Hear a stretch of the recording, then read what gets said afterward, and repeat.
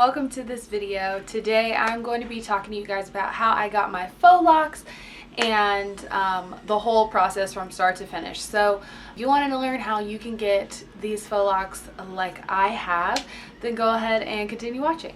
Okay, so to start off this whole process, I washed my hair. I went through my normal wash day routine, which I will link right here, so you guys can go ahead and click this video. It'll pause this one, open it in a new window, and you can see exactly what I do to cleanse my hair. The only difference in those routines is I didn't put in a styling product, and I used a different leave-in conditioner. So the leave-in conditioner that I used was this Cantu Shea Butter Leave-In Repair Cream. And this stuff is a godsend. But this for me keeps my hair moisturized under all the protective styles that I do. When I have wigs, I usually use this during the winter time because in the winter my hair gets super dry, and this is like the only thing that lasts in my hair. So once I get out of the shower and I've put that leave-in conditioner in, I move on to blow drying.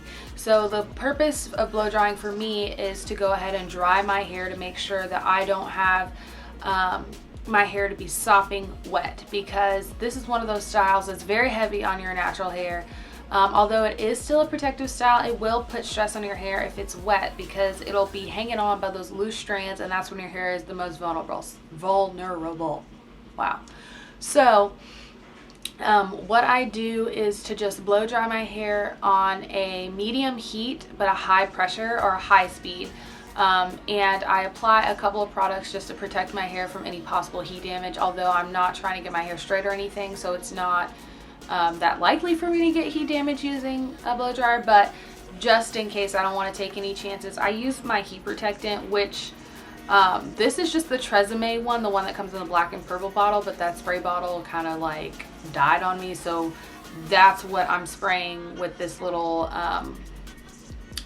clear nondescript bottle. It's just heat protectant spray. And I'm also using a product which is new to me but recommended by the Glam Twins here on YouTube, and they are beautiful natural hair goddesses, and they recommend this product because it shortens the blow dry time. My hair is very dense and I have very thick hair, and there's a lot of it, so I just said like the same thing 1,000 times over, but point being, I have a lot of hair, so it takes forever to dry it. So I blow dry my hair with this stuff. It's the Kenra blow dry spray, and it really did cut down my hair dry time, so that's also what's in my hair as I'm blow drying it. So I'm blow drying my hair to about 90%, just focusing on getting my curls as elongated as I can, because it'll make my styling a lot easier later on. So once I'm done blow drying, I start braiding my hair. So underneath the dreads are basically box braids. This process for me is the worst part about doing faux locks. I did faux locks, I want to say like 2 or 3 years ago. It's just a long process. Nobody really likes it, but it takes forever. There's a couple different processes for this depending on what type of hair you use. I use regular Kanekalon hair. Actually have it. At my beauty supply store, I got the Amore Collection Triple Super X, like 3 times the bundle size or whatever hair, and it's just regular Kanekalon hair, and I got it in the color 2. Just kidding, I'm lying, I got it in the color 4 because it matches the dark tones that are in the hair that I wrapped my dreads with, or wrapped my braids with. So I'm doing a standard box braid.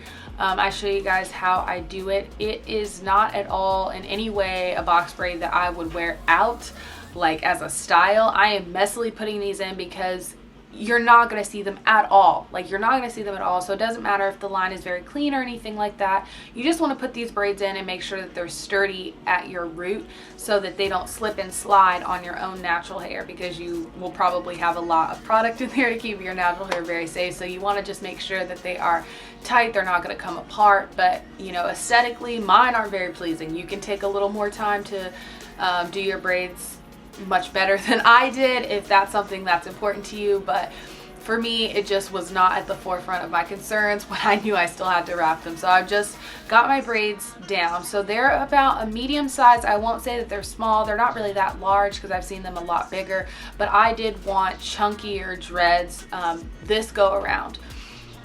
So I did my braids about medium. So you can do your braids smaller if you want smaller dreads, or bigger if you want bigger dreads. That's completely your prerogative. So then once I was done braiding, I basically went ahead and did the wrapping to make the braids look like dreads. So the process is pretty simple. What you want to do is to go ahead and start at the top with a piece of hair. I used Marley twist hair, but it is just 100% Kanekalon Femi Collection Kinky Twist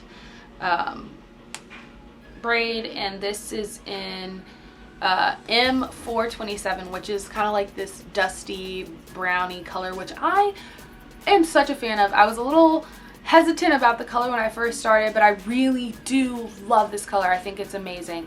You know, if you want to do a bit of color, your protective styles, do it, because it's not going to damage your hair and you get to play with color as much as you want to. So I decided to do this kind of dusty brown color.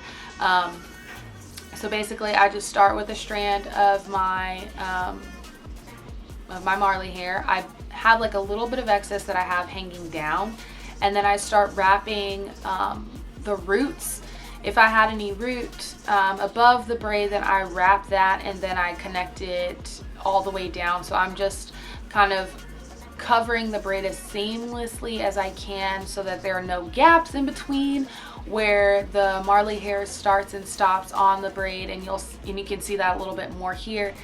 And as I am just going down the braid, I'm just constantly making sure that there are no gaps in between the Marley hair for each kind of row I go down.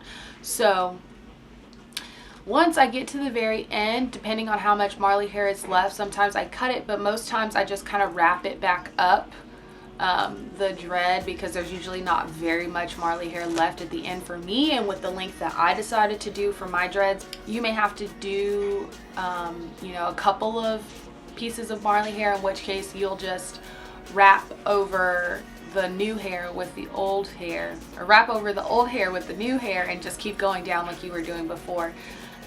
But at the end, you can either kind of taper the ends, because you want the end piece to be very thin, because it won't stay if it's, you know, a solid piece still. So you want it to be kind of tapered and kind of thin at the end. So you'll wrap that as much as you can. Then what you'll do is just take your lighter to the end of the braid, or the end of the dread, and you'll use just the flame to kind of heat up the hair, and it'll start to kind of melt down on itself, and you'll just use your fingers to kind of press it into itself so that it adheres to itself and sticks, and so that it doesn't come apart. Because I think that's probably the most frustrating thing when you're doing Marley twist yourself, is them coming apart, because, you know, you have to just be making sure that you just really seal the ends of your dread really, really well. That's basically all I did. When I was done, I just took a little bit of oil, and this is the oil I use for pretty much everything. I put this on my hands, and I kind of just went through all of my hair to kind of to moisturize the Marley hair just a wee bit, because you don't want to put a lot on there, because they will start having lint and fuzz and everything sticking to them. But just to kind of soften it and take away that burnt smell a little bit. You can use whatever you want for this. If you just want to perfume it, let them air out, whatever, that's up to you. If you have tried the style out, then please let me know down below. Let me know what you think about it. If you're thinking about doing it and there was something that was maybe not that clear in this video, then please leave me a comment down below, and I'll be more than happy to answer your questions about it. But that's pretty much it for this video. I appreciate you guys for watching. Have a great day. Bye.